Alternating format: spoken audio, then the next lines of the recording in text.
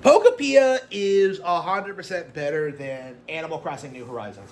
And this is very interesting because I thought this might be the case going into this. Like, I was saying that, like, Pokopia was going to be this, like, industry-defining thing. I knew it was going to be a huge hit. But the entire industry just kind of plugged its ears and ignored me, you know? Like, when Animal Crossing came out in 2020 and, like, easily outsold, like, Doom Eternal and The Last of Us Part 2, the entire narrative, like, became this bit where like, it only did that well because of the pandemic. You know, instead of accepting that this game did well and that it would have momentum going forward, and that Animal Crossing was one of the biggest IPs on the planet now, you know, everybody just bent over backwards to push this narrative that like it was just some elaborate fluke. And this tends to be the trend whenever any Nintendo game does well.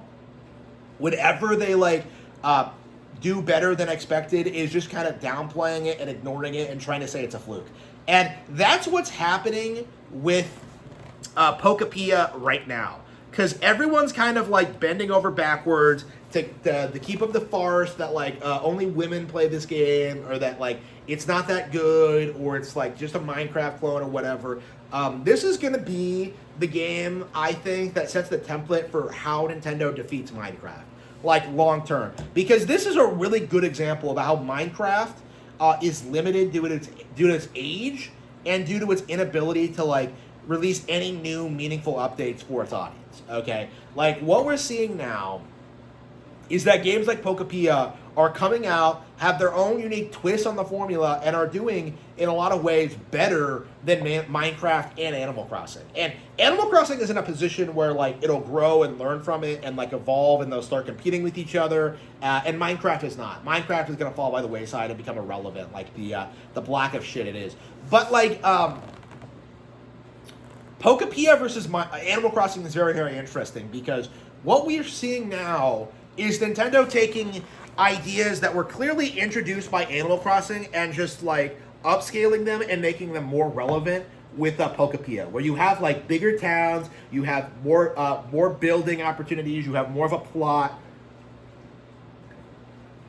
you have this weird bleak environment that you do eventually cultivate into like a thriving civilization. Like Pokopia is just, it's a better version of Animal Crossing in a lot of ways.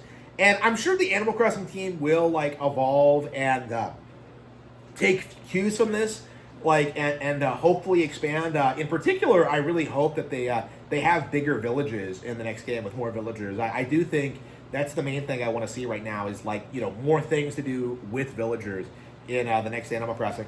But like basically what we're seeing is this is the end result of like downplaying Animal Crossing New Horizons.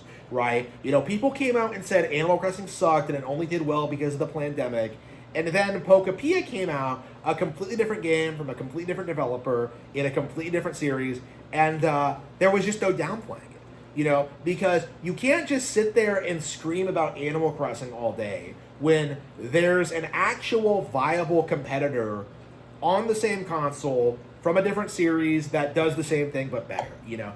If you were the sort of person who sat there and complained about New Horizons for the past 5 years, like, in theory, you should be super hyped for Pokopia. In theory. But most of the people who bitched about Animal Crossing New Horizons never played the game. They bitched about it. They made things up about it. You know, like, you know, I've heard so many people, like, cry about New Horizons over the years.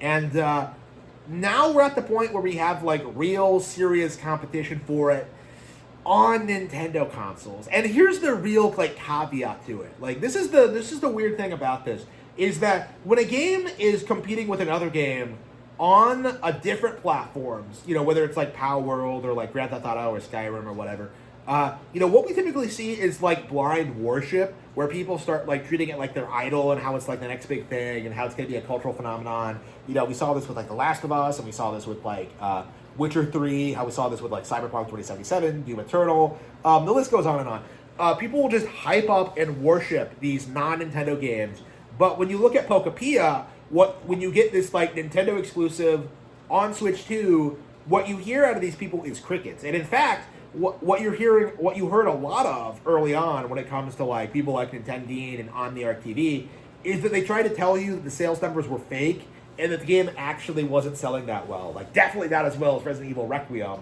was kind of their rallying cry. And, yeah, that's a load of crap. That's not going anywhere. Pokopia has probably outsold Requiem's lifetime sales already.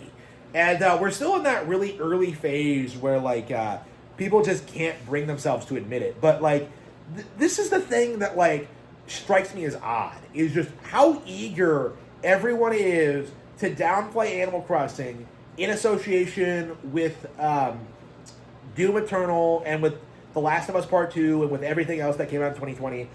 But meanwhile, Pokopia comes out, obviously is Game of the Year contender, obviously is better than Animal Crossing New Horizons, and yet, like, the community can't bring itself to admit it, because acknowledging that Pokopia is better than Animal Crossing New Horizons would lead to the Nintendo game doing well. And that's something that we can't have under any circumstances.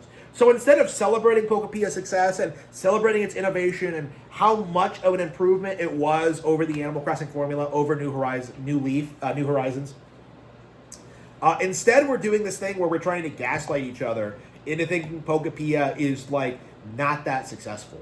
Again, that's where we're at right now. And I'm sure that's going to fall apart by the time we get the next Nintendo sales report. I'm anticipating this game sold, like, upwards of, like, 15 million units.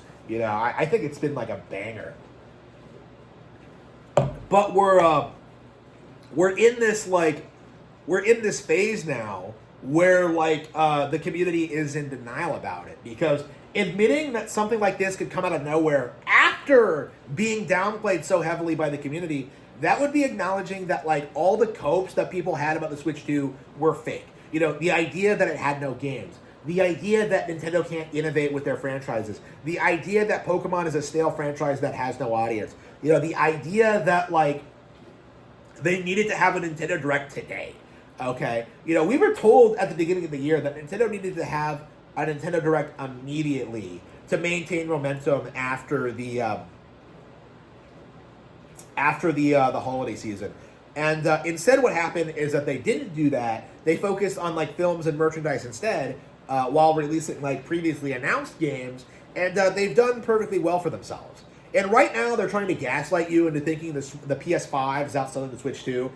It's not happening. That's become very more and more apparent, like, every month, is that, like, these guys are just trying to bamboozle you into thinking the PlayStation is, like, way more successful than it actually is.